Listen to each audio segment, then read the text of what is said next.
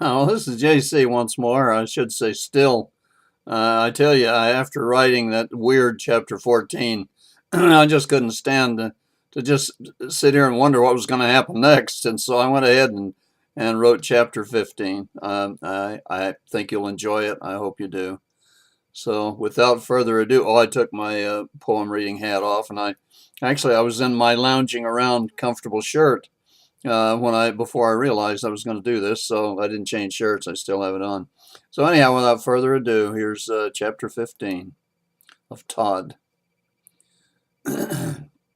Betsy asked her son when and how he found out about she and his father being cousins. He said, "It's logic, Mom, just logic. As soon as I realized I was different from everyone else, I looked for reasons. I didn't want to go through life wondering about myself, if I were actually a freak of nature. So I studied up on why some people are different. I couldn't find anything that might have an effect on me as far as my physiology and mental makeup went. And neither you nor I were deficient in any vitamins or minerals or any such thing. So I asked myself, self, what else is there? I concluded it must be in the genes. A defective or overactive gene, or some such thing like that. And I searched for a reason a gene could react to cause a condition like mine. Then it hit me. A duplicate gene or chromosome could do this. Maybe relatives marrying and producing an offspring. So I went to the county records office and searched a record bank to look for a duplicate anything. And voila, there you two were. Way back when, somewhere in the past, you and Dad were related. I think it was cousins 3 times removed. And the result? Well, here I am. Betsy just looked at her son, this boy slash man who knew everything about everything. This might explain why she was so attracted to Bobby the first time she saw him in school, and knew even then they were meant for each other. It was the genes. Les only looked stunned, so she did the only thing she knew to do. She went to the kitchen to warm up her coffee again. Todd called after her. If I keep telling you things, you'll never sleep again because of excessive coffee consumption. A moment later, Les came back into the living room, but without her cup. She looked very subdued and somewhat confused. She was very quiet. She again sat in the recliner and said nothing. Betsy also was quiet. She was concerned about Leslie. She understood how unusual and strange this all was to the young girl. To her, this was not a thing about which to worry. It was part of the life she had lived with her son and husband. But to Leslie, this was all new, weird, and new. All new, weird, and new. Her feelings had not changed for Todd, but had been added to, new feelings added, which were unnerving. Todd had said nothing. Now he spoke to Les. Leslie, you should go home now and think about all of this. It's new to you, and you have to be sure you can, or even want to live with it. Don't try to make a judgment or a decision. Just think about everything. He went to her chair and held out his hand to her, offering to help her up. She didn't take his hand. She just looked at him, and she looked at his mother, studying them both for a moment. Her body was tensed, but slouched forward just a bit. Then Leslie squared her shoulders and leaned back hard against the recliner. She said, "Todd, sit down, please." Todd immediately sat back on the sofa next to his mother. No one spoke as Leslie looked at Betsy and then at Todd. A few brief moments of silence seemed to them to be almost an eternity. Then Leslie leaned forward in the recliner and said, "Todd, what has changed? What's different now?" Todd replied, "Nothing." Then Leslie said, "Okay, now what do we need to do first about incorporating this hardware business?"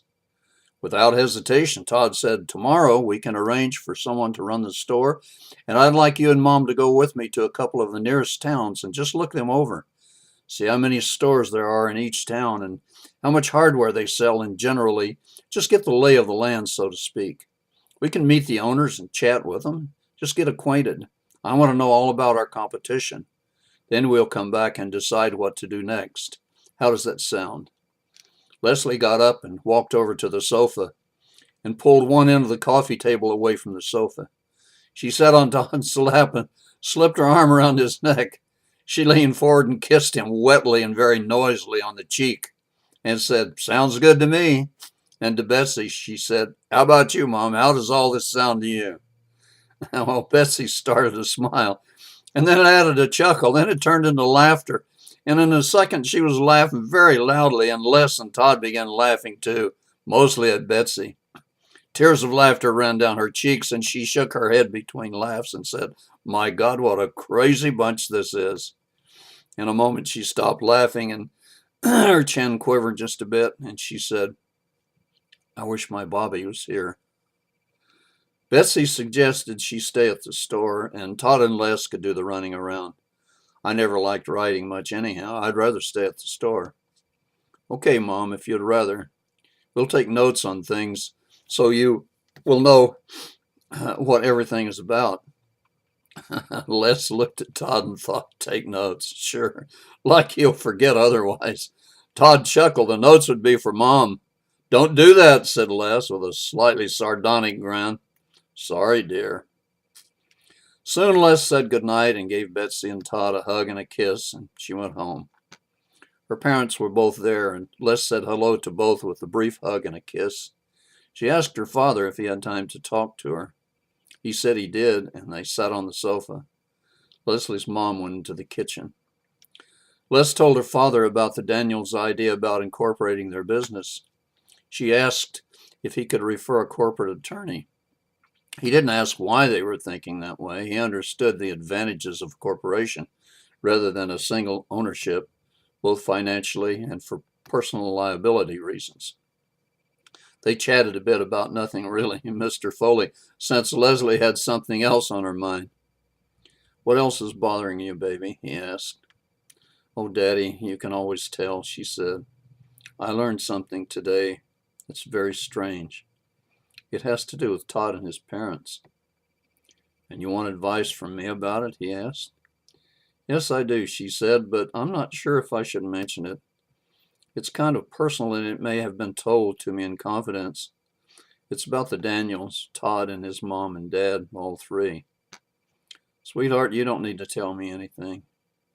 Your mother and I already know about Mr. and Mrs. Daniels being distant cousins, and about you and Todd being third cousins." Leslie's mouth dropped open in complete surprise. "Daddy, how did you know what I was talking about? How did you know about all this?" "Daughter, you're the most precious thing in the world to Carla and me. Did you think for one instant that we would let our baby girl consort with just any old guy? I started checking the first day you told us about Todd. We knew all about them before we even met him. And so since we're all family, relax and enjoy yourself.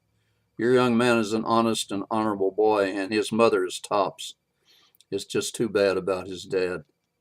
Leslie kissed her father and said, "Oh, Daddy, you're the best." "No, honey," said her father, "you're the best." And this is the end of chapter 15 of my book entitled Todd. I hope you enjoy it, and I hope you'll come back for chapter 16. Until then, this is JC saying I'll see you down the road if the good Lord's willing and the creek don't rise.